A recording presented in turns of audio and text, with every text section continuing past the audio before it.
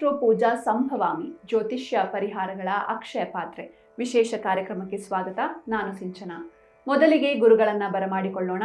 ಎಂದಿನಂತೆ ಈ ಕಾರ್ಯಕ್ರಮದಲ್ಲಿ ನಮ್ಮೊಂದಿಗಿದ್ದಾರೆ ವೇದ ಬ್ರಹ್ಮಶ್ರೀ ಸಮನ್ವಯ ಸರಸ್ವತಿ ಕರ್ನಾಟಕ ಜ್ಯೋತಿಷ್ಯ ಮಾರ್ತಾಂಡ ಡಾಕ್ಟರ್ ರಾಘವೇಂದ್ರ ಮೋಕ್ಷಗುಂಡಂ ಗುರೂಜಿಯವರು. ಶ್ರೀಯುತರು ಪ್ರಖ್ಯಾತ ಜ್ಯೋತಿಷಿಗಳು, ವಾಸ್ತು ತಜ್ಞರು, ಬಹುಶ್ರುತ ವಿದ್ವಾಂಸರು ಹಾಗೂ ಆಧ್ಯಾತ್ಮಿಕ ಗುರುಗಳು. Shri Bharadwaj academy of para science studies ಸಂಸ್ಥೆಯ ಸಂಸ್ಥಾಪಕ ನಿರ್ದೇಶಕರು. ಜೊತೆಗೆ ದಕ್ಷಿಣ ಭಾರತದಲ್ಲೇ ಮೊಟ್ಟ ಮೊದಲ ಆನ್ಲೈನ್ ಜ್ಯೋತಿಷ್ಯ ಸೇವಾ ಸಂಸ್ಥೆ ಆಸ್ಟ್ರೋ ಪೂಜಾ ಸಂಸ್ಥೆಯ ಆಧ್ಯಾತ್ಮಿಕ ಸಲಹೆಗಾರರು ಹಾಗೂ ಮಾರ್ಗದರ್ಶಿಗಳು ಕೂಡ ಆಗಿದ್ದಾರೆ. ಬನ್ನಿ ಗುರುಗಳನ್ನ ಸ್ವಾಗತಿಸೋಣ. ನಮಸ್ಕಾರ ಗುರುಜಿ, ಕಾರ್ಯಕ್ರಮಕ್ಕೆ ಸ್ವಾಗತ. ನಮಸ್ಕಾರ, ಶುಭೋದಯ. ಸಮಸ್ತ ಜಿ ಕನ್ನಡ ನ್ಯೂಸ್ ವಾಹಿನಿಯ ವೀಕ್ಷಕ ಬಾಂಧವರಿಗೆ, ನಮ್ಮ ಸಂಭವಾಮಿ ಪರಿವಾರದ ಎಲ್ಲ ಸದಸ್ಯರಿಗೂ ಸಹ ಡಾಕ್ಟರ್ ರಾಘವೇಂದ್ರ ಮೋಕ್ಷಗುಂಡಂ ಗುರೂಜಿ ಮಾಡತಕ್ಕಂತಹ ನಮಸ್ಸುಮಾಂಜಲಿಗಳು. ಹರಿ ಓಂ ತತ್ಸತ್. ಮೊದಲಿಗೆ ನಮ್ಮ ಈ ಕಾರ್ಯಕ್ರಮವನ್ನ ಒಂದು ಹಿತವಾದ ಸುಭಾಷಿತದೊಂದಿಗೆ ಪ್ರಾರಂಭಿಸೋಣ. ಗುರೂಜಿ ತಿಳಿಸಿ. ಈ ದಿನದ ಸುಭಾಷಿತ: ಮಕ್ಕಳನ್ನು ಹೇಗೆ ಬೆಳೆಸಬೇಕು, ಯಾವ್ಯಾವ ವಯಸ್ಸಿನಲ್ಲಿ ಅವ್ರ ಜೊತೆ ನಾವು ಹೇಗೆ ನಡ್ಕೋಬೇಕು ಅಂತ ನಮಗೆ ಬೋಧನೆಯನ್ನು ಮಾಡತಕ್ಕಂಥ, ಅಂದರೆ ತಂದೆ ತಾಯಿಗಳಿಗೆ ಬೋಧನೆಯನ್ನು ಮಾಡತಕ್ಕಂಥ ವಿಶೇಷವಾದ ಸುಭಾಷಿತ ಆಗಿರುತ್ತೆ. ಈ ಸುಭಾಷಿತದ ಸ್ವರೂಪ ಈ ಪ್ರಕಾರ ಇದೆ: ಲಾಲಯೇತ್ ಪಂಚವರ್ಷಾಣಿ ದಶವರ್ಷಾಣಿ ತಾಡಯೇತ್ ಪ್ರಾಪ್ತೇ ಷೋಡಶೇ ವರ್ಷೇ ಪುತ್ರೇ ಮಿತ್ರವದಾಚರೇತ್. ಏನು ಹೇಳ್ತಾ ಇದ್ದಾರೆ ಈ ಸುಭಾಷಿತದಲ್ಲಿ ಅಂತಂದರೆ, ಮಕ್ಕಳನ್ನ 5 ವರ್ಷದವರೆಗೂ ಸಹ ಮುದ್ದು ಮಾಡಬೇಕಂತೆ. ಲಾಲಯೇತ್ ಪಂಚವರ್ಷಾಣಿ, ಅವ್ರನ್ನ ಪ್ಯಾಂಪರ್ ಮಾಡಬೇಕು, ಅವ್ರನ್ನ ಪ್ರಿನ್ಸಸ್ಸು ಆ ಪ್ರಕಾರವಾಗಿ ಅವ್ರನ್ನ ಟ್ರೀಟ್ ಮಾಡಬೇಕು. ಯಾಕಂದರೆ ಆ ಏಜ್ ಆ ಪ್ರಕಾರವಾಗಿರುತ್ತೆ. They deserve it. ಆ ಸಮಯದಲ್ಲಿ ಹೊಡೆಯೋದು, ಗದರೋದು ಅಥವಾ ತುಂಬ ಅವ್ರನ್ನ ಡಿಸಿಪ್ಲಿನ್ ಮಾಡತಕ್ಕಂಥದ್ದು ಮಾಡೋಕ್ಕೆ ಹೋಗ್ಬಾರ್ದು, ಬಿಟ್ಬಿಡ್ಬೇಕು. ಅವ್ರು ಆ ವಯಸ್ಸಿನಲ್ಲಿ ಎಷ್ಟು ಖುಷಿಯಾಗಿರ್ತಾರೋ ಮುಂದೆ ಅವರ ಮೆಂಟಲ್ ಹೆಲ್ತ್ ಅನ್ನತಕ್ಕಂಥದ್ದು ಅಷ್ಟೇ ಆರೋಗ್ಯಪೂರ್ಣವಾಗಿ ಬೆಳೆಯುತ್ತೆ ಅಂತ ಈವನ್ ಸೈಕಾಲಜಿಸ್ಟ್ಗಳು ಕೂಡ ಹೇಳ್ತಾರೆ. ಅದಕ್ಕೆ ಹಿಂದಿನ ಕಾಲದಲ್ಲಿ 5 ವರ್ಷದವರೆಗೂ ಸ್ಕೂಲ್ಗೆ ಹಾಕ್ತಾ ಇರಲಿಲ್ಲ. ಅವ್ರಿಗೇನು ಕಟ್ನಿಟ್ಟು ಡಿಸಿಪ್ಲಿನ್ ಏನು ಹೇಳ್ಕೊಡ್ತಾ ಇರಲಿಲ್ಲ. ಇವತ್ತಿಗೂ ಅಷ್ಟೇ ಜಪಾನ್ ಅಂತ ಕೆಲವು ದೇಶಗಳನ್ನ ಹೋಗಿ ನೋಡಿದ್ದಾದಲ್ಲಿ 6-7 ವರ್ಷ ಆಗೋವರೆಗೂ ಮಕ್ಕಳಿಗೆ ಯಾವುದೇ ಡಿಸಿಪ್ಲಿನು, 8 ವರ್ಷದವರೆಗೂ ಅಷ್ಟೇ ಯಾವುದೇ ರೀತಿಯಂತ ಅವ್ರಿಗೆ ಒಂದು ಮಾರ್ಕ್ಸು ಅಥವಾ ಒಂದು ಡಿಸ್ಟಿಂಕ್ಷನ್ನು ಈ ಥರದ್ದು ಯಾವುದೇ ರೂಲ್ಸ್ ರೆಗ್ಯುಲೇಷನ್ಸ್ ಏನು ಇಡೋದಿಲ್ಲ. ಅವ್ರಿಗೆ ಫ್ರೀಯಾಗಿ ಬಿಟ್ಟಿರ್ತಾರೆ, ಪ್ರಕೃತಿ ಜೊತೆ ಓಡಾಡೋದಕ್ಕೆ ಬಿಟ್ಟಿರ್ತಾರೆ. ಅವ್ರಿಗೆ ಎಲ್ಲ ಅವ್ರ ಕುತೂಹಲದಿಂದಾನೇ ಕಲ್ತ್ಕೋಬೇಕು. ಅವ್ರು ಏನು ಪ್ರಶ್ನೆಗಳು ಕೇಳಿದ್ರು ಆ ಪ್ರಶ್ನೆಗಳಿಗೆ ಉತ್ತರವನ್ನು ಅವರೇ ಕಂಡುಕೋಬೇಕು ಅನ್ನೋ ಒಂದು ರೀತಿಯಲ್ಲಿ ಅವ್ರನ್ನ ಸ್ವಚ್ಛಂದವಾಗಿ ಬಿಟ್ಟುಬಿಟ್ಟಿರ್ತಾರೆ. ಆ ಥರ ಇಟ್ಕೋಬೇಕು. 5 ವರ್ಷದವರೆಗೂ ಸಹ ಅವ್ರನ್ನ ಲಾಲಿಸಬೇಕು, ಮುದ್ದಿಸಬೇಕು ಅನ್ನತಕ್ಕಂಥದ್ದು. ದಶವರ್ಷಾಣಿ ತಾಡಯೇತ್, 10 ವರ್ಷದವರೆಗೂ ಮಾತ್ರ ಅವ್ರಿಗೆ ಹೊಡೆದು ಬಡಿದು ಬುದ್ಧಿಯನ್ನು ಹೇಳಬೇಕಂತೆ. ಅದಾದ ನಂತರ ಹೊಡೆಯೋದಕ್ಕೂ ಹೋಗಬಾರ್ದು ಅಂತ ಹೇಳ್ತಾ ಇದ್ದಾರೆ ಇಲ್ಲಿ. ಸೊ ಆ ಪ್ರಕಾರವಾಗಿ ಮಕ್ಕಳನ್ನು ತಿದ್ದಬೇಕು ಅನ್ನತಕ್ಕಂಥದ್ದು. ಸೊ ಅದಾದ ಮೇಲೆ ಯಾವ ರೀತಿ ತಿದ್ದಬೇಕು, ಯಾವ ರೀತಿ ಅವ್ರನ್ನ ನಾವು ಕಂಟ್ರೋಲ್ ಮಾಡಬೇಕು ಅಂದರೆ 10ರಿಂದ 16ನೇ ವಯಸ್ಸಿನವರೆಗೂ ಮಾತಿನಲ್ಲೇ ಪಾಠ ಹೇಳ್ಕೊಡ್ಬೇಕು. ಹೊಡೆಯುವಂಥ ವಯಸ್ಸು ದಾಟಿ ಹೋಗಿರ್ತಾರೆ. ಆದರೆ ಅನ್ಫಾರ್ಚುನೇಟ್ಲಿ ಇವತ್ತು ಅಷ್ಟೇ ನಾವು ಎಷ್ಟೋ ಜಾಗಗಳಲ್ಲಿ ಮಕ್ಕಳಿಗೆ ಶಿಕ್ಷೆ ಕೊಡುವಂಥದ್ದು, ಈವನ್ ಹೈಸ್ಕೂಲ್ ಕಾಲೇಜ್ ಹಂತಕ್ಕೆ ಬಂದಂಥ ಮಕ್ಕಳನ್ನು ಸಹ ತಂದೆ ತಾಯಂದಿರು ಎಷ್ಟೋ ಬಾರಿ ಅವ್ರನ್ನ ದಂಡನೆ ಕೊಡ್ತಕ್ಕಂಥದ್ದು ಅಥವಾ ಅವ್ರನ್ನ ಡಿಸ್ಕರೇಜಿಂಗ್ ಆಗಿ ಮಾತನಾಡ್ತಕ್ಕಂಥದ್ದು ಇವೆಲ್ಲ ಮಾಡ್ತಾ ಇರ್ತಾರೆ. ಅವರ ಮನಸ್ತತ್ವದ ಮೇಲೆ ಎಷ್ಟೆಲ್ಲ ಒಂದು ದುಷ್ಪರಿಣಾಮಗಳು ಬೀರುತ್ತೆ ನಮಗೆ ಆ ಕ್ಷಣಕ್ಕೆ ಗೊತ್ತಾಗೋದಿಲ್ಲ. ನಂತರ ಲೈಫ್ನಲ್ಲಿ ಯಾವುದೋ ಒಂದು ಹಂತದಲ್ಲಿ ದಾರಿ ತಪ್ಪೋದ್ಮೇಲೆ ನನ್ನ ಮಗ ನನ್ನ ಮಾತು ಕೇಳಲಿಲ್ಲ, ನನ್ನ ಮಗಳು ನನ್ನ ಮಾತು ಕೇಳಲಿಲ್ಲ, ಅವಳದೇ ದಾರಿ, ಅವಳದೇ ಬುದ್ಧಿ, ಅವನದೇ ದಿಕ್ಕು, ಅವ್ರನ್ನ ಬ್ಲೇಮ್ ಮಾಡೋದ್ರಲ್ಲಿ ಏನೂ ತಪ್ಪಿರೋದಿಲ್ಲ. ನೀವು ಎಲ್ಲಿ ಎಡಬುದಿರಿ ಅನ್ನೋದನ್ನ ಫಸ್ಟ್ ತಿಳ್ಕೊಬೇಕಾಗುತ್ತೆ. ಸೊ 10 ವರ್ಷದವರೆಗೂ ಮಾತ್ರ ಹೊಡೆದು ಬಡಿದು ದಂಡನೆಯನ್ನು ಕೊಟ್ಟು ಪನಿಷ್ಮೆಂಟ್ ಕೊಟ್ಟು ಅವ್ರನ್ನ ಕಂಟ್ರೋಲ್ ಮಾಡಬೇಕು. 10ರಿಂದ 16 ವಯಸ್ಸಿನವರೆಗೂ ಸಹ ಮಾತಿನಲ್ಲೇ ಬುದ್ಧಿಯನ್ನು ಹೇಳಬೇಕು, ಎಕ್ಸಾಂಪಲ್ಸ್ ಅನ್ನು ಕೊಡಬೇಕು, ಅವನಾಗವನೇ ತಿದ್ಕೊಳ್ಳೋದಕ್ಕೆ ದಾರಿಯನ್ನು ಮಾಡಿಕೊಡ್ಬೇಕು. 16 ವರ್ಷ ಬಂದ ಮೇಲೆ ಹೇಗೆ ಟ್ರೀಟ್ ಮಾಡಬೇಕು ಅಂತಂದರೆ, ಪ್ರಾಪ್ತೇ ಷೋಡಶೇ ವರ್ಷೇ ಪುತ್ರೇ ಮಿತ್ರವದಾಚರೇತ್ ಅಂತ ಹೇಳ್ತಾರೆ. ಮಗನಾಗಲಿ ಮಗಳಾಗಲಿ ಇದೇ ಅಪ್ಲೈ ಆಗುತ್ತೆ. 16 ವರ್ಷ ಆಯಿತು ಅಂತಂದರೆ ಅವ್ರನ್ನೊಬ್ಬ ಬೆಸ್ಟ್ ಫ್ರೆಂಡ್ ಥರ ಟ್ರೀಟ್ ಮಾಡಬೇಕು. ಫ್ರೆಂಡ್ಸ್ ಜೊತೆ ಯಾವತ್ತಾದ್ರೂ ಹೊಡೆದಾಡ್ತೀವ, ಗಲಾಟೆ ಮಾಡ್ತೀವ ಅಥವಾ ಅವ್ರನ್ನ ಕಂಟ್ರೋಲ್ ಮಾಡೋದಕ್ಕೆ ಟ್ರೈ ಮಾಡ್ತೀವ? ಏನೂ ಇಲ್ಲ. ಸ್ವಚ್ಛಂದವಾಗಿ ಕುಳಿತುಕೊಂಡು ಮಾತನಾಡ್ತೀವಿ, ಮುಕ್ತವಾದ ಮನಸ್ಸಿನಿಂದ ವಿಚಾರಗಳ ಚರ್ಚೆಯನ್ನು ಮಾಡ್ತೀವಿ. ಅವ್ರಿಗೆ ಏನೋ ಕ್ವಶನ್ ಇರುತ್ತೆ, ಅಡೋಲಸೆಂಟ್ ಏಜಲ್ಲಿ ಬಂದು ನಿಮ್ಮನ್ನು ಕೇಳ್ತಾರೆ. ಆ ಕೇಳೋ ಫ್ರೀಡಮನ್ನು ನೀವು ಕೊಟ್ಟಿರ್ಬೇಕು ಅವ್ರಿಗೆ. ಎಸ್, ನೀವು ಆ ವಯಸ್ಸನ್ನು ದಾಟ್ಕೊಂಡು ಬಂದಿದ್ದೀರಾ ಅಲ್ವಾ? ಸೊ ನಿಮಗೆ ನಿಮ್ಮ ಅಪ್ಪ ಅಮ್ಮ ಹೇಳ್ಕೊಟ್ರೋ ಇಲ್ವೋ ಗೊತ್ತಿಲ್ಲ, ನಂತರ ನೀವು ತಿಳ್ಕೊಂಡಿದ್ದೀರಾ. ಕೊನೆಯ ಪಕ್ಷ ನಿಮ್ಮ ಮಗನಿಗೆ ಮಗಳಿಗೆ ಆ ವಯಸ್ಸನ್ನು ನೀವು ಕುಳಿತುಕೊಂಡು ಫಸ್ಟ್ ಆ್ಯಂಡ್ ಬೆಸ್ಟ್ ಟೀಚರ್ಸ್ ಆಗಿ ಅನ್ನತಕ್ಕಂಥದ್ದು ಈ ಸುಭಾಷಿತದ ಒಂದು ಸಾರಾಂಶ ಆಗಿರುತ್ತೆ. ಸರಿ ಗುರುಜಿ, ಸೊಗಸಾದ ಸುಭಾಷಿತದೊಂದಿಗೆ ಈ ದಿನವನ್ನ ಪ್ರಾರಂಭಿಸಿದ್ವಿ. ಈಗ ಈ ದಿನದ ಪಂಚಾಂಗವನ್ನ ತಿಳ್ಕೊಳ್ಳೋಣ. ಗುರೂಜಿ ತಿಳಿಸಿ. ಖಂಡಿತ.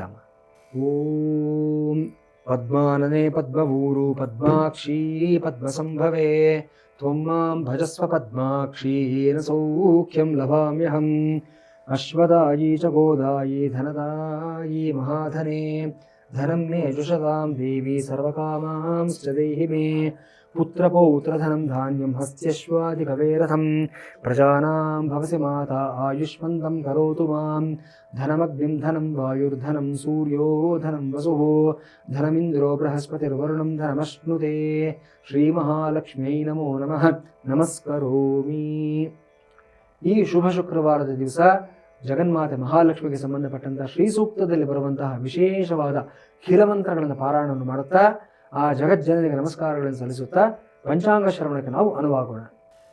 ಈ ದಿನ ತಾರೀಕು ಜೂನ್ 27, 2025ನೇ ಸಂವತ್ಸರ, ಶ್ರೀ ವಿಶ್ವಾವಸುನಾಮ ಸಂವತ್ಸರ, ಉತ್ತರಾಯಣ, ಗ್ರೀಷ್ಮ ಋತು, ಆಷಾಢ ಮಾಸ, ಶುಕ್ಲ ಪಕ್ಷ, ದ್ವಿತೀಯ ತಿಥಿ ಮಧ್ಯಾಹ್ನ 1:07 ಇರುತ್ತೆ. ಈ ದಿನ ಶುಕ್ರವಾರ. ಪುನರ್ವಸು ನಕ್ಷತ್ರ ಬೆಳಿಗ್ಗೆ 9:32 ನಂತರ ದಿನಪೂರ್ತಿ ಪುಷ್ಯಮಿ ನಕ್ಷತ್ರ ಇರುತ್ತೆ.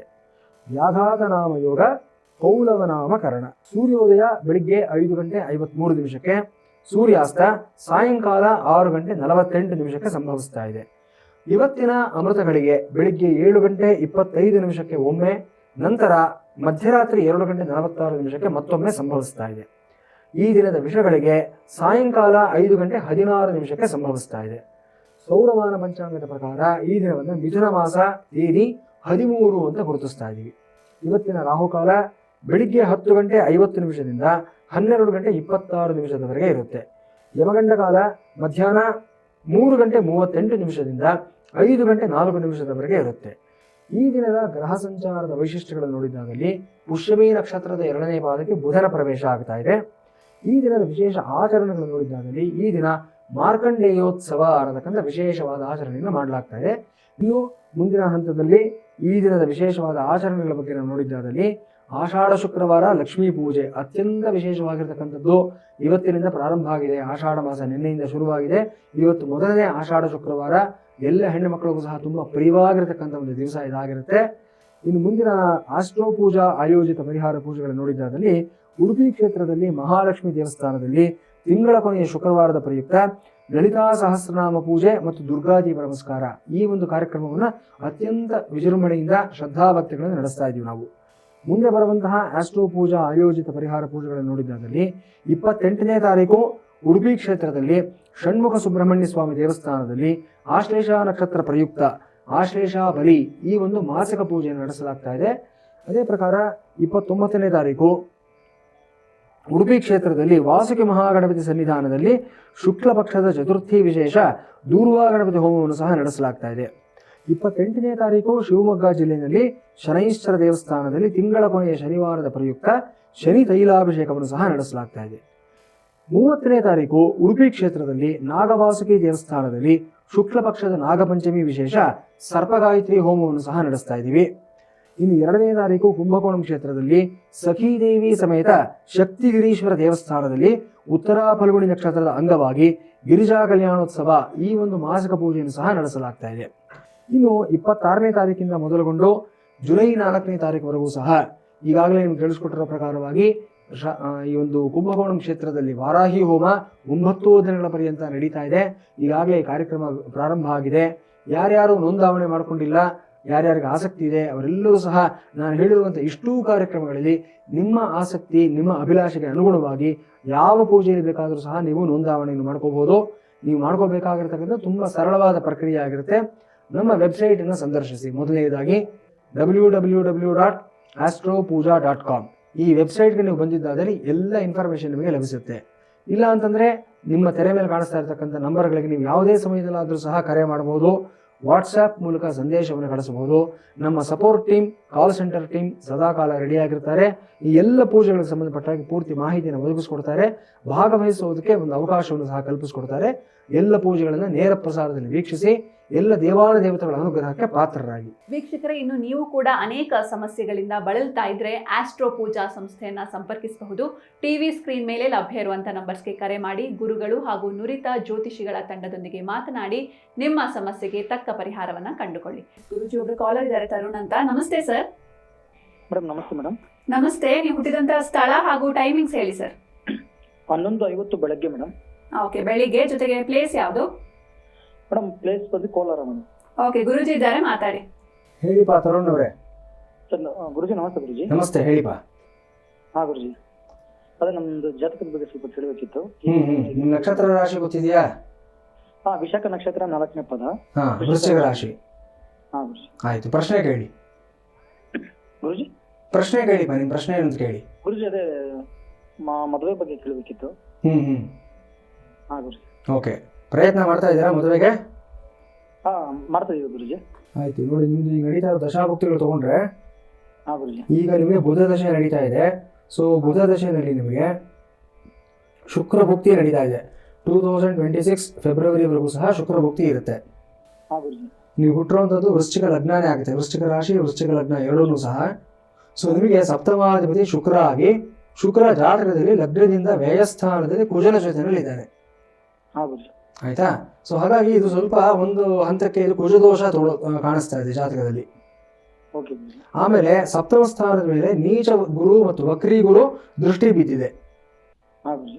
ಹಾಗಾಗಿ ನೀವು ಈ ಒಂದು ಎರಡು ವಿಚಾರಗಳಿಗೆ ಸ್ವಲ್ಪ ಪರಿಹಾರವನ್ನು ಮಾಡ್ಕೋಬೇಕಾಗುತ್ತೆ. ಅದು ಮಾಡ್ಕೊಂಡು ಮುಂದುವರೆದ್ರೆ ಸಮಯ ಚೆನ್ನಾಗಿದೆ. ಶುಕ್ರ ಭುಕ್ತಿ ನಡೀತಾ ಇರೋದ್ರಿಂದ ಫೆಬ್ರವರಿವರೆಗೂ ಸಹ ನಿಮಗೆ ವಿವಾಹ ಯೋಗ ಅನ್ನೋದು ಕಾಣಿಸ್ತಾ ಇದೆ. ಹಾ ಗುರುಜಿ. ಸೊ ಪರಿಹಾರ ಕ್ರಮದಲ್ಲಿ ಏನ್ ಮಾಡ್ಕೋಬೇಕು ನೀವು ಅಂತಂದ್ರೆ, ಮನೆ ದೇವ್ರು ಯಾವ್ದು ನಿಮ್ದು? ಮನೆದು ಈಶ್ವರ ಗುರುಜಿ. ಈಶ್ವರ. ಆಯ್ತು, ನಾನೊಂದು 3 ನಕ್ಷತ್ರ ಹೇಳ್ತೀನಿ, ನೋಟ್ ಡೌನ್ ಮಾಡ್ಕೊಳ್ಳಿ. ಹಾ ಗುರುಜಿ, ಹೇಳಿ ಗುರುಜಿ. ಧನಿಷ್ಠ ನಕ್ಷತ್ರ, ಧನಿಷ್ಠ ನಕ್ಷತ್ರ. ಹಾ ಗುರುಜಿ. ಮೃಗಶಿರ ನಕ್ಷತ್ರ, ಮೃಗಶಿರ ನಕ್ಷತ್ರ, ಚಿತ್ರ ನಕ್ಷತ್ರ. ಚಿತ್ತ ನಕ್ಷತ್ರ. ಈ 3 ನಕ್ಷತ್ರಗಳು ನಿಮಗೆ ಮಿತ್ರ ತಾರೆಗಳಾಗತ್ತೆ. ಸೊ ಈ 3ರಲ್ಲಿ ಒಂದು ನಕ್ಷತ್ರ ಇರತಕ್ಕಂಥ ಶುಕ್ರವಾರದ ದಿವಸ ಮನೆಯಲ್ಲಿ ನೀವು ಸ್ವಯಂವರ ಪಾರ್ವತಿ ಹೋಮವನ್ನು ಮಾಡಿಸ್ಬೇಕು. ಹೌದು ಗುರುಜಿ. ಸ್ವಯಂವರ ಪಾರ್ವತಿ ಹೋಮ ಮನೆಯಲ್ಲಾಗ್ಲಿ ಅಥವಾ ಒಂದು ಅಮ್ಮನವರ ಸನ್ನಿಧಾನದಲ್ಲಾಗ್ಲಿ ಮಾಡಿಸಿ, ಜೊತೆಗೆ ಒಂದು 5 ಜನ ಮುತ್ತೈದರಿಗೆ ನೀವು ಅವತ್ತಿನ ದಿವಸ ಕರೆದು ಸುಮಂಗಲಿ ಪೂಜೆ ಅಂತ ಮಾಡಿ ಅವರಿಂದ ಆಶೀರ್ವಾದ ತಗೋಬೇಕು.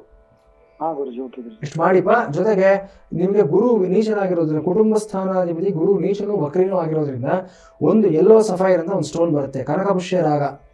ಹಾ ಗುರುಜಿ. ಇದನ್ನ ಬಂಗಾರದಲ್ಲಿ ಮಾಡಿಸಿ ಬಲಗೈನಲ್ಲಿ ಉಂಗುರ ಮಾಡಿಸ್ಬಿಟ್ಟೋದನ್ನ ಬಲಗೈನಲ್ಲಿ ತೋರು ಬೆರಳಿನಲ್ಲಿ ಧಾರಣೆಯನ್ನು ಮಾಡ್ಕೋಬೇಕು. ಓಕೆ ಗುರುಜಿ. ಇಷ್ಟು ಮಾಡಿ ಹೆಚ್ಚಿನ ಮಾಹಿತಿಗೆ ನಮ್ಮ ಸಪೋರ್ಟ್ ಟೀಮ್ ಕಾಂಟ್ಯಾಕ್ಟ್ ಮಾಡಿ ಇನ್ಫಾರ್ಮೇಶನ್ ಎಲ್ಲ ಕೊಟ್ಟು ಗೈಡ್ ಮಾಡ್ತಾರೆ. ನಿಮಗೆ ಒಳ್ಳೇದಾಗಲಿ. ಧನ್ಯವಾದ ತರುಣ್ ಅವರೇ ಕರೆ ಮಾಡಿದ್ದಕ್ಕೆ. ಈಗ ದ್ವಾದಶ ರಾಶಿಗಳ ದಿನ ಭವಿಷ್ಯವನ್ನ ತಿಳ್ಕೊಳ್ಳೋಣ. ಗುರುಜಿ ತಿಳಿಸಿ. ಖಂಡಿತ. ಈ ದಿನದ ದ್ವಾದಶ ರಾಶಿಯ ಫಲಾಫಲಗಳ ಬಗ್ಗೆ ನಾವು ನೋಡಿದ್ದಾದಲ್ಲಿ ಮೊದಲನೇದಾಗಿ ಮೇಷರಾಶಿ. ಮೇಷರಾಶಿಯವರಿಗೆ ಇವತ್ತು ಚತುರ್ಥ ಸ್ಥಾನದಲ್ಲಿರತಕ್ಕಂಥ ಚಂದ್ರ ಕರ್ಕಾಟಕ ರಾಶಿನಲ್ಲಿ ಪುಷ್ಯಮಿ ನಕ್ಷತ್ರದಲ್ಲಿರತಕ್ಕಂಥದ್ದು ಅದ್ಭುತವಾಗಿದೆ. ಯಾಕಂದ್ರೆ ಗುರುವಿನ ನಕ್ಷತ್ರದಲ್ಲಿ ಇವತ್ತು ಚಂದ್ರ ಇರತಕ್ಕಂಥದ್ದು ತುಂಬ ವಿಶೇಷವಾದಂಥ ಲಾಭಗಳನ್ನು, ಅನುಕೂಲಗಳನ್ನು ಕೊಡಿಸ್ಕೊಡ್ತಾನೆ. ನಿಮಗೆ ನಿಮ್ಮ ಪೊಸಿಷನ್ನ ಇನ್ಕ್ರೀಸ್ ಮಾಡ್ತಾನೆ, ನಿಮ್ಮ ಸೋಷಿಯಲ್ ಸರ್ಕಲ್ನ ಇನ್ನಷ್ಟು ಬೆಳೆಸ್ತಾನೆ. ಅದೇ ಪ್ರಕಾರ ಚಂದ್ರನ ದೃಷ್ಟಿ ನೇರವಾಗಿ ನಿಮ್ಮ ಉದ್ಯೋಗ ಸ್ಥಾನದಲ್ಲಿ ಬಿದ್ದಿರತಕ್ಕಂಥದ್ದು. ಇವತ್ತು ಎಷ್ಟೋ ವರ್ಷದ ಒಂದು ಅನುಭವ, ಆ ಅನುಭವದಿಂದ ನೀವು ಕಂಡುಕೊಂಡಿರತಕ್ಕಂಥ ಹಲವಾರು ಸತ್ಯಗಳು, ಹಲವಾರು ವಿಭಿನ್ನವಾದಂಥ ನಿಮ್ಮದೇ ಆದಂಥ ಸ್ಟ್ರಾಟಜಿಗಳು, ಇದೆಲ್ಲವನ್ನ ಮುಂದಿನ ತಲೆಮಾರಿನವರಿಗೆ, ನಿಮ್ಮ ಜೂನಿಯರ್ಸ್ಗೆ ನೀವು ಟ್ರಾನ್ಸ್ಫರ್ ಮಾಡತಕ್ಕಂಥ ಒಂದು ವಿಶೇಷವಾದ ದಿವಸ ಆಗಿರುತ್ತೆ. ಸೊ ಸ್ವಲ್ಪ ಗೈಡ್ ಮಾಡಿ ಮೆಂಟರ್ಶಿಪ್ ರೋಲ್ನ ತೆಗೆದುಕೊಳ್ಳಿ. ಇವತ್ತಿನ ದಿವಸ ವಿಶೇಷವಾದ ಗೌರವವನ್ನು ನಿಮ್ಮ ವೃತ್ತಿ ವಲಯದಲ್ಲಿ ಬೆಳೆಸ್ಕೊಡ್ತೀರಾ. ವೃಷಭ ರಾಶಿಯವರಿಗೆ ಇವತ್ತು ತೃತೀಯ ಸ್ಥಾನದಲ್ಲಿರತಕ್ಕಂಥ ಚಂದ್ರ ಎಲ್ಲ ಅನುಕೂಲವಾಗಿ ಕಾಣಿಸ್ತಾ ಇದೆ, ಏನು ಸಮಸ್ಯೆ ಏನಿಲ್ಲ ನಿಮಗೆ. 10ನೇ ಮೇಲಿರತಕ್ಕಂಥ ರಾಹು, ಚತುರ್ಥದಲ್ಲಿರತಕ್ಕಂಥ ಕುಜ, ಕೇತು ಮಾತ್ರ ಸ್ವಲ್ಪ ಅನಾವಶ್ಯಕವಾದ ವ್ಯವಹಾರಗಳಲ್ಲಿ ತಲೆದೋರಿಸಬಾರದು ಅನ್ನೋದನ್ನ ಸ್ಪಷ್ಟವಾಗಿ ತೋರಿಸ್ತಾ ಇದ್ದಾರೆ. ಸೊ ಅದೊಂದನ್ನು ಬಿಟ್ಟು ನೀವು ನಿಮ್ಮ ಕೆಲಸದ ಮೇಲೆ ಫೋಕಸ್ ಮಾಡಿದ್ದಾದಲ್ಲಿ ನಿಶ್ಚಯವಾಗಿ ಇವತ್ತು ಎಲ್ಲವನ್ನು ಶುಭವಾಗಿ ಗೆದ್ದುಕೊಳ್ತೀರಾ, ಒಳ್ಳೆಯದಾಗುತ್ತೆ. ಮಿಥುನ ರಾಶಿಯವರಿಗೆ ದ್ವಿತೀಯದಲ್ಲಿರತಕ್ಕಂಥ ಚಂದ್ರ, ರಾಶಿಯಲ್ಲಿರತಕ್ಕಂಥ ಗುರು. ಒಂದು ಹಂತದಲ್ಲಿ ಹೇಳಬೇಕು ಅಂತಂದ್ರೆ ಇವತ್ತು ನಿಮಗೆ ಒಂದು ಬ್ಯಾಲೆನ್ಸಿಂಗ್ ಡೇ ಆಗಿರುತ್ತೆ. ಇವತ್ತು ಎಲ್ಲ ವಿಷಯಗಳನ್ನು ಸಹ ಬ್ಯಾಲೆನ್ಸ್ ಮಾಡಬೇಕಾಗುತ್ತೆ. ಇವತ್ತು ನಿಮ್ಮ ಪರ್ಸನಲ್ ಲೈಫಲ್ಲಿ ಆಗ್ಬೋದು, ಪ್ರೊಫೆಷನಲ್ ಲೈಫಲ್ಲಿ ಆಗ್ಬೋದು, ಸೋಷಿಯಲ್ ಲೈಫಲ್ಲಿ ಆಗ್ಬೋದು, ಎಲ್ಲ ಕಡೆ ಒಂದು ರೀತಿಯಲ್ಲಿ ಒಂದು ಬ್ಯಾಲೆನ್ಸಿಂಗ್ ವರ್ಕನ್ನು ಮಾಡ್ಕೋಬೇಕಾಗಿರ್ತಕ್ಕಂಥ ದಿವಸ ಆಗಿರುತ್ತೆ. ಸೊ ಯಾವುದೇ ಅಷ್ಟೇ ಒಂದು ಮಾತನ್ನು ಹೇಳ್ತಾರೆ, 6 ದೋಸೆ ಕೊಟ್ಟರೆ ಅತ್ತೆ ಕಡೆ, 3 ದೋಸೆ ಕೊಟ್ಟರೆ ಸೊಸೆ ಕಡೆ ಅಂತ. ಆ ಥರ ಎರಡೂ ಕಡೆ ವಾಲದೆ ನೀವು ತಟಸ್ಥರಾಗಿದ್ದುಕೊಂಡು ಇಬ್ಬರನ್ನೂ ನೀವು ಬ್ಯಾಲೆನ್ಸ್ ಮಾಡಬೇಕಾಗಿರ್ತಕ್ಕಂಥ ತುಂಬ ಡಿಪ್ಲೊಮ್ಯಾಟಿಕ್ ಆದಂಥ ದಿವಸ ಆಗಿರುತ್ತೆ. ಇದಕ್ಕೆ ಸಂಬಂಧಪಟ್ಟ ಹಾಗೆ ನೀವು ಕೃಷ್ಣಾಷ್ಟಕವನ್ನು ಹೇಳ್ಕೊಳ್ಳೋದ್ರಿಂದ ಅಥವಾ ಕೃಷ್ಣನಿಗೆ ಅರ್ಚನೆ ಮಾಡಿಸಿರ್ತಕ್ಕಂಥ ತುಳಸಿಯನ್ನು ನೀವು ಬಳಿ ಇಟ್ಕೊಳ್ಳೋದ್ರಿಂದ ನಿಮ್ಮ ಒಂದು ಆರಾ ಎನರ್ಜಿ ಇನ್ನಷ್ಟು ಬೆಳೀತಾ ಹೋಗುತ್ತೆ, ಶುಭವಾಗುತ್ತೆ ನಿಮಗೆ. ಕರ್ಕಾಟಕ ರಾಶಿಯವರಿಗೆ ಇವತ್ತು ರಾಶಿಯಲ್ಲಿ ಇರತಕ್ಕಂಥ ಚಂದ್ರ ಪುಷ್ಯಮಿ ನಕ್ಷತ್ರದಲ್ಲಿ ಸಂಚಾರವನ್ನು ಮಾಡ್ತಾ ಇರತಕ್ಕಂಥದ್ದು ತುಂಬ ವಿಶೇಷವಾಗಿದೆ, ತುಂಬ ಅದ್ಭುತವಾಗಿದೆ. ಚಂದ್ರನ ದೃಷ್ಟಿ ನೇರವಾಗಿ ಸಪ್ತಮದ ಮೇಲೆ ಬಿದ್ದಿರತಕ್ಕಂಥದ್ದು. ಇವತ್ತು ನಿಮ್ಮ ಜೊತೆಯಲ್ಲಿರತಕ್ಕಂಥ ವ್ಯಕ್ತಿಗಳಿಗೋಸ್ಕರವಾಗಿ ನಿಮ್ಮ ಸಮಯವನ್ನು ಮೀಸಲಿಡಿ. ನಿಮ್ಮ ಫ್ರೆಂಡ್ಸ್ ಆಗಲಿ, ಪಾರ್ಟ್ನರ್ಸ್ ಆಗಲಿ, ನಿಮ್ಮ ಲೈಫ್ ಪಾರ್ಟ್ನರ್ ಆಗಲಿ, ನಿಮ್ಮ ಬಿಸ್ನೆಸ್ ಪಾರ್ಟ್ನರ್ಸ್ ಆಗಲಿ, ಅವರ ಇಷ್ಟಗಳು ಏನು ಅನ್ನೋದು ನಿಮ್ಗೆ ಗೊತ್ತಿರುತ್ತೆ. ಒಂದಷ್ಟು ವರ್ಷ ಟ್ರಾವೆಲ್ ಮಾಡಿದ್ಮೇಲೆ ಪ್ರತಿಯೊಬ್ಬ ವ್ಯಕ್ತಿಗೂ ಅಷ್ಟೇ ಅವ್ರ ಜೊತೆಲಿರ್ತಕ್ಕಂಥವ್ರ ಬಗ್ಗೆ ಪ್ಲಸ್ಸು ಮೈನಸ್ಸು, ಅವರ ಡಿಸೈರ್ಸು, ಡಿಸಪಾಯಿಂಟ್ಮೆಂಟ್ಸು ಎಲ್ಲ ಗೊತ್ತಿರುತ್ತೆ. ಸೊ ಇವತ್ತು ಅವರ ಕೋರ್ ಡಿಸೈರ್ ಅನ್ನತಕ್ಕಂಥದ್ದು ಏನಿದೆ ಅದಕ್ಕೆ ತಕ್ಕನಾಗಿ ನೀವು ನಡ್ಕೊಳ್ಳಿ. ಅವರು ತುಂಬ ಇಷ್ಟಪಡ್ತಕ್ಕಂಥ ವಸ್ತುವನ್ನು ಕೊಡಿಸ್ಕೊಡಿ, ಅಥವಾ ಅವರು ತುಂಬ ಇಷ್ಟಪಡ್ತಕ್ಕಂಥ ಜಾಗಕ್ಕೆ ಕರ್ಕೊಂಡು ಹೋಗಿ ಒಂದು ಪಾಸಿಟಿವ್ ಅಟ್ಮಾಸ್ಫಿಯರ್ನಲ್ಲಿ ಇವತ್ತು ನಿಮ್ಮ ಆತ್ಮೀಯರ ಜೊತೆಯಲ್ಲಿ ಇವತ್ತು ಸ್ಪೆಂಡ್ ಮಾಡೋದಕ್ಕೆ ಪ್ರಯತ್ನ ಮಾಡಿ, ಎಲ್ಲವೂ ಒಳ್ಳೆಯದಾಗುತ್ತೆ ನಿಮಗೆ. ಸಿಂಹರಾಶಿಯವರು ಸ್ವಲ್ಪ ಜಾಗ್ರತೆಯಿಂದ ಇರಬೇಕಾಗಿರ್ತಕ್ಕಂಥ ದಿವಸ. ದೊಡ್ಡ ದೊಡ್ಡ ಜವಾಬ್ದಾರಿಗಳನ್ನು ಕೊಡ್ತಾರೆ ಇವತ್ತಿನ ದಿವಸ. ದೊಡ್ಡ ದೊಡ್ಡ ಸ್ಥಾನಗಳಿಗೆ ನಿಮ್ಮನ್ನು ಇವತ್ತು ಕರ್ಕೊಂಡೋಗಿ ಕೂಡಿಸ್ತಾರೆ. ಆದರೆ ಎಲ್ಲೋ ಒಂದು ಸಣ್ಣ ಹಂತದಲ್ಲಿ ನೀವು ಕೆಲವೊಂದು ಸಣ್ಣ ಆಸ್ಪೆಕ್ಟ್ಗಳು ನೀವು ಓವರ್ಲುಕ್ ಮಾಡೋದ್ರಿಂದ ಸಮಸ್ಯೆಗಳನ್ನು ನೀವೇ ತಂದುಕೊಳ್ತೀರಾ. ಯಾಕಂದರೆ ವ್ಯಯಾಧಿಪತಿ ವ್ಯಯದಲ್ಲೇ ಇರತಕ್ಕಂಥದ್ದು. ಇವತ್ತು ನೀವು ಟೋಟಲ್ ಬಜೆಟಿಂಗ್ ಅನ್ನತಕ್ಕಂಥದ್ದಾಗಲಿ, ಟೋಟಲ್ ಪ್ಲಾನಿಂಗ್ ಅನ್ನತಕ್ಕಂಥದ್ದಾಗಲಿ ಇದನ್ನು ಮಾಡ್ಕೋಬೇಕಾದಾಗ ಎಲ್ಲೋ ಒಂದು ಕಡೆ ಎಡುವಂಥ ಒಂದು ಸಾಧ್ಯತೆ ಇರುತ್ತೆ. ಕೆಲವು ಸಣ್ಣ ತುಂಬ ಕೀಲಕವಾದಂಥ ಅಂಶಗಳನ್ನು ನೀವು ಓವರ್ಲುಕ್ ಮಾಡುವಂಥ ಸಾಧ್ಯತೆಗಳಿರುತ್ತೆ. ಸ್ವಲ್ಪ ಈಗ ಜಾಗ್ರತೆಯಿಂದ ಇರಿ, ಮಿಕ್ಕಿದೆಲ್ಲವೂ ಸಹ ಶುಭವಾಗಿದೆ ನಿಮಗೆ. ಕನ್ಯಾ ರಾಶಿಯವರಿಗೆ ಏಕಾದಶಾಧಿಪತಿ ಏಕಾದಶ ಸ್ಥಾನದಲ್ಲೇ ಕೂತ್ಕೊಂಡಿರ್ತಕ್ಕಂಥದ್ದು. ಇವತ್ತು ನಿಮಗೆ ನೀವೇ ಅತ್ಯುತ್ತಮವಾಗಿರ್ತಕ್ಕಂಥ ಮಿತ್ರರಾಗ್ತೀರಾ. ನಿಮ್ಮ ಸುಖ, ನಿಮ್ಮ ಸಂತೋಷ ಎಲ್ಲವನ್ನು ಸಹ ನೀವೇ ಗಳಿಸ್ಕೊಳ್ತಕ್ಕಂಥ ವಿಶೇಷವಾದ ವ್ಯಕ್ತಿಗಳಾಗಿರ್ತೀರಾ. ಯಾಕಂದರೆ ನಾವು ಇನ್ನೊಬ್ಬರ ಮೇಲೆ ನಮ್ಮ ಸುಖಕ್ಕೆ, ಸಂತೋಷಕ್ಕೆ ನಾವು ಅವಲಂಬಿತರಾದಾಗ ಏನಾಗುತ್ತೆ ಅಂತಂದರೆ, ಆ ಕಡೆಯಿಂದ ನಮಗೆ ಸ್ಪಂದನೆ ಅನ್ನೋದು ಪಾಸಿಟಿವ್ ಆಗಾದರೂ ಬರ್ಬೋದು, ನೆಗೆಟಿವ್ ಆಗಾದರೂ ಬರ್ಬೋದು. ನೆಗೆಟಿವ್ ಆಗಿ ಬಂದಾಗ ಅವರನ್ನ ದೂಷಣೆ ಮಾಡ್ಕೊಳ್ತೀವಿ, ಪಾಸಿಟಿವ್ ಆಗಿ ಬಂದಾಗ ಅವ್ರನ್ನ ತಲೆ ಮೇಲೆ ಹತ್ಕೊಂಡು ನಾವು ಮೆರೆಸ್ತೀವಿ. ಈ ಎರಡೂ ಅಲ್ಲದೆ ಎರಡಕ್ಕೂ ಕಾರಣ ಏನಂದ್ರೆ ನನ್ನ ಮನಸ್ಸಿನ ಭಾವನೆ ಮಾತ್ರ ಅನ್ನೋದು ನೀವು ಅರ್ಥ ಮಾಡ್ಕೊಂಡ್ರೆ ಹೈಯೆಸ್ಟ್ ಲೆವೆಲ್ ಆಫ್ ಫಿಲಾಸಫಿ ಇದಾಗಿರುತ್ತೆ. ಸೊ ಈ ಥರದ ಒಂದು ಮನೋಭಾವನ ನೀವು ಇಟ್ಕೊಳ್ಳಿ, ಖಂಡಿತವಾಗ್ಲೂ ಶುಭವಾಗುತ್ತೆ. ತುಲಾರಾಶಿಯವರಿಗೆ ಇವತ್ತು ಭಾಗ್ಯದಲ್ಲಿರ್ತಕ್ಕಂಥ ಚಂದ್ರ, ಏಕಾದಶದಲ್ಲಿರ್ತಕ್ಕಂಥ ಕುಜ ಮತ್ತು ಕೇತು, ಪಂಚಮದಲ್ಲಿರ್ತಕ್ಕಂಥ ರಾಹು, ಷಷ್ಠದಲ್ಲಿರ್ತಕ್ಕಂಥ ಶನಿ. ಒಂದು ಹಂತದಲ್ಲಿ ಹೇಳಬೇಕು ಅಂತಂದರೆ ನಿಮಗೆ ಹಲವಾರು ಪ್ರತಿಕೂಲವಾದಂಥ ಒಂದು ಸಂಘಟನೆಗಳು, ಸಂದರ್ಭಗಳು ಸಹ ಇವತ್ತು ನಿಮಗೆ ಪೂರಕವಾಗತಕ್ಕಂಥ ಸಾಧ್ಯತೆಗಳಿರುತ್ತೆ. ಏನೇ ತೊಂದರೆಗಳಾಗಿದ್ರೂ ಸಹ ಅಲ್ಲೆಲ್ಲೋ ಒಂದು ಸಣ್ಣ ಅನುಕೂಲ ಆಗುವಂಥ ಒಂದು ಸಾಧ್ಯತೆ ಇರುತ್ತೆ. ಕರೆಕ್ಟಾಗಿ ಸಿಚುಯೇಷನನ್ನು ಜಡ್ಜ್ ಮಾಡಿ ನಿಮ್ಮ ಅನುಕೂಲಕ್ಕೆ ಎಲ್ಲವನ್ನೂ ಸಹ ಬಳಸ್ಕೊಳ್ತಕ್ಕಂಥ ತುಂಬ ಒಂದು ಡಿಪ್ಲೊಮ್ಯಾಟಿಕ್ ಆಗಿರ್ತಕ್ಕಂಥ ವ್ಯಕ್ತಿಗಳು ನೀವಾಗಿ ಶುಭವಾಗುತ್ತೆ ನಿಮಗೆ. ವೃಶ್ಚಿಕ ರಾಶಿಯವರಿಗೆ ಇವತ್ತಿನ ದಿವಸ ಭಾಗ್ಯದಲ್ಲಿರ್ತಕ್ಕಂಥ ಚಂದ್ರ ತುಂಬ ವಿಶೇಷವಾಗಿರ್ತಕ್ಕಂಥ ಒಂದು ಅನುಕೂಲ ಆಗುತ್ತೆ ಇವತ್ತು ನಿಮಗೆ. ಆದರೆ ಅಷ್ಟಮದಲ್ಲಿರ್ತಕ್ಕಂಥ ಗುರು ಮಾತ್ರ ಇವತ್ತು ನೀವು ಹಿಂದೆ ಮಾಡಿರ್ತಕ್ಕಂಥ ತಪ್ಪುಗಳಿಗೆ, ಪೆನಾಲ್ಟಿ ಇಟ್ಟಿರ್ತಕ್ಕಂಥ ಕೆಲಸಗಳಿಗೆ, ಮತ್ತು ನೀವು ತಪ್ಪಿಸ್ಕೊಂಡು ಹೋಗಿರ್ತಕ್ಕಂಥ ಕೆಲವು ಜವಾಬ್ದಾರಿಗಳಿಗೆ ಎಲ್ಲದಕ್ಕೂ ನಿಮ್ಮನ್ನ ಹೊಣೆ ಮಾಡತಕ್ಕಂಥ ಒಂದು ಸಾಧ್ಯತೆ ಇದೆ. ಸೊ ಇವತ್ತು ಏನಾದರೂ ಒಂದು ಹೊಸ ಲಾಭ, ಹೊಸ ಅನುಕೂಲಗಳು ಬಂತು ಅಂತಂದರೆ ಹಳೆ ಜವಾಬ್ದಾರಿಗಳೇನಿದೆ, ಹಳೆ ಸಾಲಗಳೇನಿದೆ ಅದನ್ನು ತೀರಿಸೋದ್ರ ಕಡೆ ಗಮನ ಕೊಡಿ. ಬಂದಿದ್ದು ದುಡ್ಡನ್ನು ಪೋಲ್ ಮಾಡಬೇಡಿ, ಅಥವಾ ನಿಮ್ಮ ಸುಖ, ನಿಮ್ಮ ಲಾಭ, ನಿಮ್ಮ ಒಂದು ಸ್ವಾರ್ಥ ಇದನ್ನು ನೋಡೋದಕ್ಕೆ ಹೋಗಬೇಡಿ. ಹಳೆ ಕಮಿಟ್ಮೆಂಟ್ಸ್ನ ಕ್ಲಿಯರ್ ಮಾಡ್ಕೊಳ್ಳಿ, ಶುಭವಾಗುತ್ತೆ. ಧನುರಾಶಿಯವರಿಗೆ ಅಷ್ಟಮದಲ್ಲಿರ್ತಕ್ಕಂಥ ಚಂದ್ರ ಹಲವಾರು ವಿಚಾರಗಳಲ್ಲಿ ಇವತ್ತು ನೀವು ಜಾಗೃತಿಯಿಂದ ಇರಬೇಕಾಗಿರ್ತಕ್ಕಂಥದ್ದು. ಇತ್ತೀಚೆಗಷ್ಟೇ ಮದುವೆ ಆಗಿರ್ತಕ್ಕಂಥ ನವವಿವಾಹಿತ ಮಹಿಳೆಯರು ತುಂಬ ಜಾಗ್ರತೆ ಇರಬೇಕಾಗತ್ತೆ. ಇವತ್ತು ನೀವು ಧಾರಣೆ ಮಾಡ್ಕೊಂಡಿರ್ತಕ್ಕಂಥ ನಿಮ್ಮ ಮೈ ಮೇಲಿರುವಂಥ ಎಲ್ಲ ಒಡವೆ ವಸ್ತುಗಳು ಇದ್ರ ಬಗ್ಗೆ ಜಾಗ್ರತೆ ಇರಲಿ. ಕೆಲವರಿಗೆ ಒಂದು ಕೆಟ್ಟ ಚಟ ಇರುತ್ತೆ, ಕಾಲುಂಗುರ ತೆಗೆದಿಟ್ಬಿಟ್ಟು ಹೋಗುವಂಥದ್ದು, ಮಂಗಳಸೂತ್ರ ತೆಗೆದಿಟ್ಬಿಟ್ಟು ಹೋಗುವಂಥದ್ದು. ಕೇಳಿದ್ರೆ ಗುರುಗಳೇ ಮಾಡೋ ಪ್ರೊಫೆಷನ್ ಆ ಥರ ಇದೆ, ಅಲ್ಲಿ ಹಾಕೊಂಡು ಕೂತ್ಕೊಳ್ಳೋದಕ್ಕಾಗೋದಿಲ್ಲ ಅನ್ನೋ ಒಂದು ಉತ್ತರವನ್ನು ಕೊಡ್ತೀರಾ. ಎಸ್, ಇರಬಹುದು. ನೀವು ನಟನಟಿಯರೋ ಮತ್ತೊಂದು ಏನೋ ಆಗಿದ್ದಾದ ಪಕ್ಷದಲ್ಲಿ ಅನಿವಾರ್ಯವಾದ ಸಂದರ್ಭದಲ್ಲಿ ತೆಗೆದಿಡಬೇಕಾಗುತ್ತೆ. ಆದರೆ ಅದನ್ನು ಕವರಪ್ ಮಾಡಿಕೊಂಡು ಸಹ ಕೆಲಸ ಮಾಡುವಂಥ ಎಷ್ಟೋ ಅವಕಾಶಗಳಿರುತ್ತೆ, ಅದನ್ನು ಗಮನದಲ್ಲಿಟ್ಕೊಳ್ಳಿ. ತೀರಾ ತೆಗೆದಿಡಲೇಬೇಕಾದ ಅನಿವಾರ್ಯ ಸಂದರ್ಭ ಬಂತು ಅಂತಂದರೆ ಒಂದು ಅರಿಶಿಣದ ದಾರ ಕಟ್ಕೊಂಡು ಹೋಗೋದನ್ನು ಮರಿಬೇಡಿ. ಇವತ್ತು ಬೋಳು ಕತ್ತಿನಲ್ಲಿ, ಖಾಲಿ ಕೈನಲ್ಲಿ ಹೊರಗಡೆ ಹೋಗಿದ್ದಾದಲ್ಲಿ ಸಮಸ್ಯೆಗಳನ್ನು ನೀವಾಗಲೇ ತಂದುಕೊಡ್ತೀರಾ. ಹಾಗಾಗಿ ನಿಮ್ಮ ಮುತ್ತೈದೆತನ, ನಿಮ್ಮ ಸುಮಂಗಲಿ ಭಾವ ಏನಿದೆ ಅದನ್ನು ಇವತ್ತು ತುಂಬುತನದಲ್ಲಿ ಇಟ್ಕೊಂಡು ಹೊರಗಡೆ ಹೋಗಿ ಒಳ್ಳೆಯದಾಗುತ್ತೆ. ಮಕರ ರಾಶಿಯವರಿಗೆ ಇವತ್ತಿನ ದಿವಸ ಸಪ್ತಮದಲ್ಲಿರ್ತಕ್ಕಂಥ ಚಂದ್ರ ವಿಶೇಷವಾದ ಲಾಭಗಳನ್ನು ಕೊಡ್ತಾನೆ, ಅನುಕೂಲಗಳನ್ನು ಮಾಡಿಸ್ತಾನೆ, ಹಲವಾರು ವ್ಯಕ್ತಿಗಳನ್ನ ಪರಿಚಯವನ್ನು ಮಾಡಿಸ್ತಾನೆ, ಸೋಷಿಯಲ್ ಸರ್ಕಲ್ ಬೆಳೀತಾ ಹೋಗುತ್ತೆ. ಹಾಗೆ ನಿಮ್ಮ ಆಲೋಚನಾ ಲಹರಿನೂ ಅಷ್ಟೇ ಇವತ್ತು ತುಂಬ ವೇಗವಾಗಿರುತ್ತೆ. ಏನೇ ಕೆಲಸ ಮಾಡಬೇಕಾದ್ರೂ ಅಷ್ಟೇ ಇವತ್ತು ನಿಮಗೆ ಒಂದು ಥಾಟ್ ಪ್ರೋಸೆಸ್ ಅನ್ನುವಂಥದ್ದು ತುಂಬ ಪ್ರೊಡಕ್ಟಿವ್ ಆಗಿ ಪಾಸಿಟಿವ್ ಆಗಿರ್ತಕ್ಕಂಥದ್ದಾಗಿರುತ್ತೆ. ಸೊ ಬಟ್ ಈ ಆಲೋಚನೆಗಳನ್ನು ಲೈಕ್ ಮೈಂಡೆಡ್ ಪರ್ಸನ್ಸ್ ಜೊತೆ ಚರ್ಚೆ ಮಾಡಿ. ಹಾಗಾದಾಗ ಮಾತ್ರ ನಿಮ್ಮ ಆಲೋಚನೆಗಳಿಗೆ ಇನ್ನಷ್ಟು ಪುಷ್ಟಿ ಸಿಗತಕ್ಕಂಥದ್ದು, ಸರಿಯಾದಂಥ ಒಂದು ಬೇಸ್ ಸಿಗತಕ್ಕಂಥ ಸಾಧ್ಯತೆ ಇರುತ್ತೆ. ಇಷ್ಟನ್ನು ಮಾಡ್ಕೊಳ್ಳಿ, ಒಳ್ಳೆಯದಾಗುತ್ತೆ. ಕುಂಭರಾಶಿಯವರಿಗೆ 6ನೇ ಮನೆಯಲ್ಲಿರತಕ್ಕಂಥ ಚಂದ್ರ ಇವತ್ತು ಸ್ವಲ್ಪ ಜಾಗ್ರತೆಯಿಂದ ಇರಬೇಕಾಗಿರ್ತಕ್ಕಂಥ ದಿವಸ ಆಗಿರುತ್ತೆ. ಎಸ್ಪೆಷಲಿ ನಿಮ್ಮ ಊಟ ಉಪಹಾರ ಈ ವಿಚಾರಗಳಲ್ಲಿ ತುಂಬ ಜಾಗ್ರತೆ ಇರಬೇಕಾಗುತ್ತೆ. ಕಾರಣ ಯಾರ್ದೋ ಒಂದು ಒತ್ತಡಕ್ಕೆ ಯಾವುದೋ ದಾಕ್ಷಿಣ್ಯಕ್ಕೆ ಸಿಕ್ಕಾಕೊಂಡು ನಿಮ್ಮ ದೇಹಕ್ಕೆ ನಿಮ್ಮ ದೇಹ ಪ್ರಕ್ರಿಯೆಗೆ ಸೆಟ್ ಆಗದೇ ಇರತಕ್ಕಂಥ ಆಹಾರಗಳನ್ನು ನೀವು ತೆಗೆದುಕೊಂಡಿದ್ದಾದಲ್ಲಿ ಮುಂದಿನ 3 ವಾರಗಳ ಕಾಲ ಸಮಸ್ಯೆ ಆಗುತ್ತೆ. ಜಾಗ್ರತೆಯಿಂದ ಇರಿ. ನಮ್ಮ ಶರೀರ ಪ್ರವೇಶ ಮಾಡತಕ್ಕಂಥ ಯಾವುದೇ ಆಹಾರ ಆಗಿರಲಿ, ದ್ರವ ಪದಾರ್ಥ ಆಗಿರಲಿ, ಸಾಲಿಡ್ ಪದಾರ್ಥ ಆಗಿರಲಿ 3 ದಿವಸದವರೆಗೂ ಸಹ ನಮ್ಮ ಶರೀರದಲ್ಲಿರುತ್ತೆ. ಒಂದು ವೇಳೆ ಅದೇನಾದರೂ ನಮಗೆ ಟಾಕ್ಸಿಕ್ ಆಗಿರುವಂಥ ಒಂದು ಪದಾರ್ಥ ಆಗಿದ್ದಾದಲ್ಲಿ ಅದರ ಇಂಪ್ಯಾಕ್ಟ್ 3 ವಾರದವರೆಗೂ ಸಹ ಇರುತ್ತೆ. ಸೊ ಈ ವಿಷಯದಲ್ಲಿ ಇವತ್ತಿನ ದಿವಸ ಕುಂಭರಾಶಿಯವರು ತುಂಬ ಜಾಗ್ರತೆಯಿಂದ ಇರಬೇಕಾಗತ್ತೆ. ಕೊನೆಯದಾಗಿ ಮೀನರಾಶಿ. ಸೊ ಮೀನರಾಶಿಯವರಿಗೆ ಪಂಚಮದಲ್ಲಿರತಕ್ಕಂಥ ಚಂದ್ರ, ಅದರಲ್ಲೂ ಪುಷ್ಯಮಿ ನಕ್ಷತ್ರದಲ್ಲಿ ಟ್ರಾವೆಲ್ ಮಾಡ್ತಾ ಇರತಕ್ಕಂಥದ್ದು ಅದ್ಭುತವಾಗಿದೆ. ನಿಮ್ಮ ಜವಾಬ್ದಾರಿಗಳು ಇನ್ನಷ್ಟು ಜಾಸ್ತಿ ಆಗುತ್ತೆ, ನಿಮ್ಮ ಮೆಚುರಿಟಿ ಲೆವೆಲ್ಸ್ ಇನ್ನಷ್ಟು ಜಾಸ್ತಿ ಆಗ್ತಾ ಹೋಗುತ್ತೆ. ಸೊ ಇವತ್ತು ನಿಮ್ಮ ರೂಟ್ಸ್ ಜೊತೆ ಇನ್ನಷ್ಟು ಕನೆಕ್ಟ್ ಆಗ್ತೀರಾ. ನಿಮ್ಮ ಹಿರಿಯರ ಒಂದು ಆಶೀರ್ವಾದದಿಂದ ಎಲ್ಲವೂ ಸಹ ಗೆದ್ಕೊಂಡು ಹೋಗತಕ್ಕಂಥ ಒಂದು ವಿಶೇಷವಾದ ದಿವಸ ಆಗಿರುತ್ತೆ. ಅದೇ ಪ್ರಕಾರ ಇವತ್ತು ನಿಮ್ಮ ತಂದೆ ತಾಯಿಗಳಿಗೆ ಏನಾದರೂ ನಿಮ್ಮ ಕಡೆಯಿಂದ ಒಂದು ಸಣ್ಣ ಕೃತಜ್ಞತಾ ಭಾವವನ್ನು ತೋರಿಸಿ. ಅದು ಪದಾರ್ಥದ ರೂಪದಲ್ಲಾಗಿರ್ಬೋದು, ಅಥವಾ ಒಂದು ನಮಸ್ಕಾರದ ರೂಪದಲ್ಲಾಗಿರ್ಬೋದು, ಅಥವಾ ಅವ್ರಿಗೆ ಬೇಕಾಗಿರ್ತಕ್ಕಂಥ ಆಸರೆಯನ್ನು ಕೊಡ್ತಕ್ಕಂಥದ್ದಾಗಿರ್ಬೋದು. ಒಂದು ವೇಳೆ ಯಾರಾದರೂ ವೃದ್ಧಾಶ್ರಮದಲ್ಲಿ ತಂದೆ ತಾಯಿಗಳು ಬಿಟ್ಟಿದ್ರೆ ದಯವಿಟ್ಟು ಇವತ್ತು ವಾಪಸ್ ಕರ್ಕೊಂಡು ಬಂದ್ಬಿಡಿ. ಆ ಮುದಿ ಜೀವ, ಆ ಒಂದು ಹಿರಿಯ ಜೀವ ಎಷ್ಟು ಸಂತೋಷ ಪಡುತ್ತೆ ಅನ್ನೋದನ್ನ ನಾವು ಬಾಯಲ್ಲಿ ಹೇಳೋದಕ್ಕಾಗೋದಿಲ್ಲ. ಏನೇ ಕಾರಣಗಳಾಗಿರಲಿ ವಾಪಸ್ ಕರ್ಕೊಂಡು ಬಂದ್ಬಿಡಿ ಇವತ್ತಿನ ದಿವಸ. ಮುಂದಿನ ದಿನಗಳಲ್ಲಿ ಅವರ ಆಶೀರ್ವಾದದಿಂದ ನೀವು ಜೀವನದಲ್ಲಿ ಎಷ್ಟು ಮಟ್ಟಿಗೆ ಬೆಳಿತೀರಾ ಅನ್ನೋದನ್ನ ಖುದ್ದಾಗಿ ನೀವು ಕಂಡುಕೊಳ್ತೀರಾ. ದ್ವಾದಶ ರಾಶಿಗಳ ದಿನ ಭವಿಷ್ಯವನ್ನ ತಿಳ್ಕೊಂಡ್ವಿ. ಈಗ ಇಂದಿನ ಸಂಚಿಕೆಯಲ್ಲಿ ಆಶ್ಲೇಷ ಬಲಿ ಪೂಜೆಯ ಕುರಿತಾಗಿ ಗುರುಗಳು ಮಾಹಿತಿಯನ್ನು ನೀಡ್ತಾರೆ. ಗುರೂಜಿ, ನಮ್ಮ ವೀಕ್ಷಕರಿಗೆ ಈ ಪೂಜೆಯ ಕುರಿತಾಗಿ ಮಾಹಿತಿಯನ್ನು ನೀಡೋದಾದ್ರೆ. ಖಂಡಿತಮ್ಮ, ಈ ಒಂದು ಕಾರ್ಯಕ್ರಮ, ಈ ಒಂದು ವಿಶೇಷವಾಗಿರ್ತಕ್ಕಂಥ ಪೂಜೆ ಬಹಳಷ್ಟು ಜನ ಅನ್ಕೊಳ್ತಕ್ಕಂಥದ್ದು ಏನಂದರೆ ಆಶ್ಲೇಷ ಬಲಿ ಪೂಜೆ ಮತ್ತು ಸರ್ಪ ಸಂಸ್ಕಾರ ಎರಡು ಒಟ್ಟಿಗೆನೇ ಮಾಡಬೇಕು ನಾವು ಅನ್ನತಕ್ಕಂಥ ಒಂದು ತಪ್ಪು ಕಲ್ಪನೆ ಬಹಳಷ್ಟು ವೀಕ್ಷಕರಲ್ಲಿ ಇದೆ.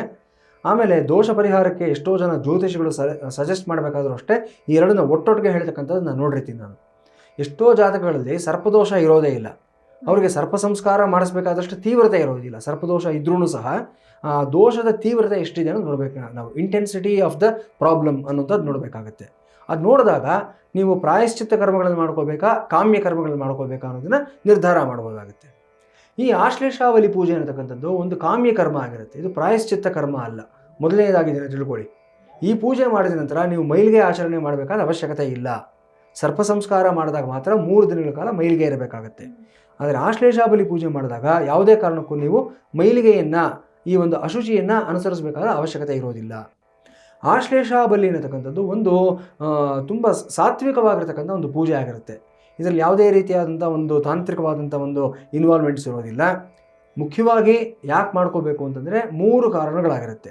ಜಾತಕದಲ್ಲಿ ಸರ್ಪದೋಷ ನಿವಾರಣೆಗೆ, ಕುಜದೋಷ ನಿವಾರಣೆಗೆ, ನಾಗದೋಷ ನಿವಾರಣೆಗೆ.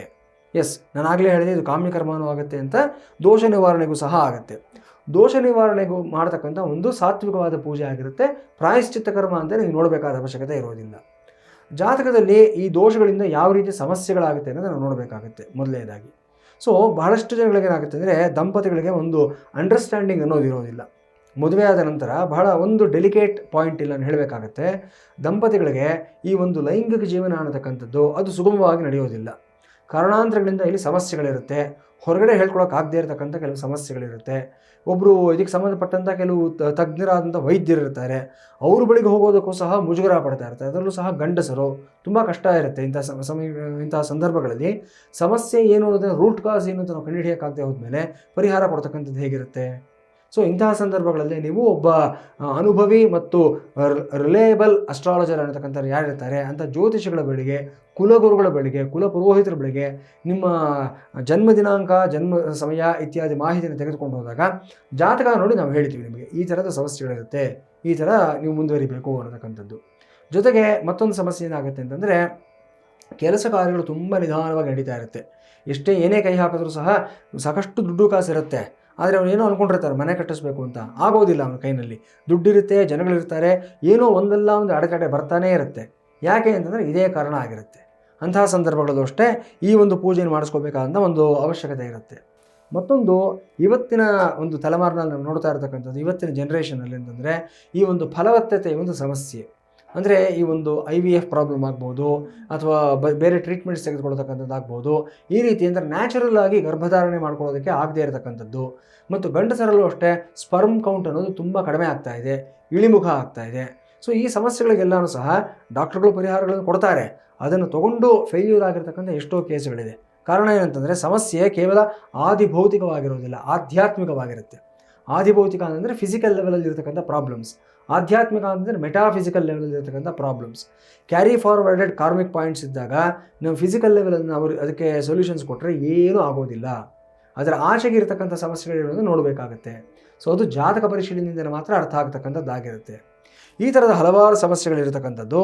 ಮತ್ತೊಂದು ಇತ್ತೀಚಿನ ದಿನಗಳನ್ನು ನೋಡ್ತಾ ಇರುವಂಥದ್ದು ಏನಂತಂದರೆ ತುಂಬ ವಿಸ್ತಾರವಾಗಿ ಎಲ್ಲರೂ ಅನುಭವಿಸ್ತಾ ಇರ್ತಕ್ಕಂಥ ಸಮಸ್ಯೆ ಅಂದರೆ ಈ ಚರ್ಮದ ಕಾಯಿಲೆಗಳಾಗಿರುತ್ತೆ. ಸೋರಿಯಾಸಿಸ್ ಆಗಿರ್ಬೋದು, ಅಥವಾ ಬೇರೆ ರೀತಿಯಾದಂಥ ಒಂದು ತುರಿಕೆ ಆಗಿರ್ಬೋದು, ಅಥವಾ ಬೇರೆಯಾದ ಒಂದು ಅವ್ರಿಗೆ ಚರ್ಮದ ಕೆಲವು ಕಲೆಗಳು ಬರ್ತಕ್ಕಂಥದ್ದಾಗಿರ್ಬೋದು. ಹೊರಗಡೆ ಹೋಗೋದಕ್ಕೆ ತುಂಬ ಸಂಕೋಚ ಪಡ್ತಾರೆ.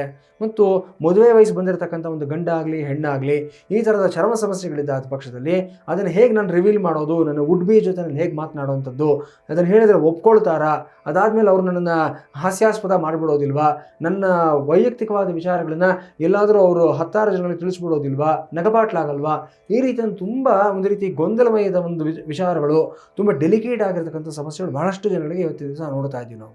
ಮತ್ತೊಂದು ವಿಚಾರ ನಮ್ಮ ವೀಕ್ಷಕರಿಗೆ ಹೇಳ್ತೀನಿ, ಪ್ರತಿ ಪೂಜೆನಲ್ಲೂ ಅಷ್ಟೇ ಕೊನೆಗಳಿಗೆ ಅವ್ರಿಗೂ ಸಹ ಸ್ಲಾಟ್ಸ್ ಇದ್ರೂ ಸಹ, ನಮಗೆ ಬುಕಿಂಗ್ಸ್ ತೊಗೊಳ್ತಾ ಇದ್ರೂ ಸಹ ಸ್ಲಾಟ್ಸ್ ಅನ್ನತಕ್ಕಂಥದ್ದು ಮಾತ್ರ ಸೀಮಿತವಾಗಿರುತ್ತೆ. ಈಗ ಇನ್ನೂ 100 ಜನ ಕಾಲ್ ಮಾಡ್ತಾ ಇರೋದು ಮಾತ್ರಕ್ಕೆ ನಾವು ಬುಕಿಂಗ್ಸ್ನ ಜಾಸ್ತಿ ತೆಗೆದುಕೊಳ್ಳೋದು ಹೋಗೋದಿಲ್ಲ. ಆ ಲಿಮಿಟೆಡ್ ಸ್ಲಾಟ್ಸ್ ಕವರಪ್ ಆಗೋಯ್ತು ಅಂದರೆ ಆಟೋಮೆಟಿಕ್ಕಾಗಿ ಬುಕಿಂಗ್ ಅನ್ನೋದು ಕ್ಲೋಸ್ ಆಗೋಗುತ್ತೆ. ಸೊ ಅವಶ್ಯಕತೆ ಇದ್ದವರು ಈ ಕ್ಷಣಕ್ಕೆ ಕಾಂಟ್ಯಾಕ್ಟ್ ಮಾಡಿ. ಈ ತಿಂಗಳಲ್ಲಿ ಆದರೆ ಮುಂದಿನ ತಿಂಗಳಲ್ಲಿ ನಿಮಗೆ ಶೆಡ್ಯೂಲ್ ಮಾಡಿಕೊಡ್ತಾರೆ. ಇದರ ಸದುಪಯೋಗವನ್ನು ಪಡ್ಕೊಂಡು ನಿಮ್ಮ ಸಮಸ್ಯೆಗಳಿಂದ ಹೊರಗಡೆ ಬರೋದಕ್ಕೆ ಅನುಕೂಲ ಮಾಡಿಕೊಳ್ಳಿ ನೀವೇ. ಖಂಡಿತ ಗುರುಜಿ. ಇನ್ನು ನಮ್ಮ ಕಾರ್ಯಕ್ರಮಕ್ಕೆ ಆಗಮಿಸಿ ಬಹಳಷ್ಟು ಅರ್ಥಪೂರ್ಣವಾದ ಮಾಹಿತಿಯನ್ನು ನೀಡಿದ್ರಿ. ಧನ್ಯವಾದಗಳು ಗುರುಜಿ. ನಮಸ್ಕಾರ. ಭದ್ರಂ ಕಲ್ಯಾಣಂ ಮಂಗಳಂ ಶಿವಂ ಶುಭಂ ಶೋಭನಂ. ಹರಿ ಓಂ. ಸ್ವಸ್ತಿ. ನೋಡಿದ್ರಲ್ವಾ ವೀಕ್ಷಕರೇ, ಇವತ್ತಿನ ಸಂಚಿಕೆಯಲ್ಲಿ ನಿತ್ಯ ಪಂಚಾಂಗ, ರಾಶಿ ಭವಿಷ್ಯ, ಇದರ ಜೊತೆಗೆ ಆಶ್ಲೇಷ ಬಲಿ ಪೂಜೆಯ ಕುರಿತಾಗಿ ಸಾಕಷ್ಟು ಮಾಹಿತಿಯನ್ನು ತಿಳ್ಕೊಂಡ್ವಿ. ಇನ್ನು ನಾಳಿನ ಸಂಚಿಕೆಯಲ್ಲಿ ದೂರ್ವಾ ಗಣಪತಿ ಹೋಮದ ಕುರಿತಾಗಿ ಗುರುಗಳು ತಿಳಿಸ್ತಾರೆ ಅಂತ ಹೇಳ್ತಾ ಇವತ್ತಿನ ಸಂಚಿಕೆಯನ್ನು ಮುಗಿಸೋಣ. ನೋಡ್ತಾ ಇರಿ ಜಿ ಕನ್ನಡ ನ್ಯೂಸ್, ಸತ್ಯವೇ ಸುದ್ದಿಯ ಜೀವಾಳ.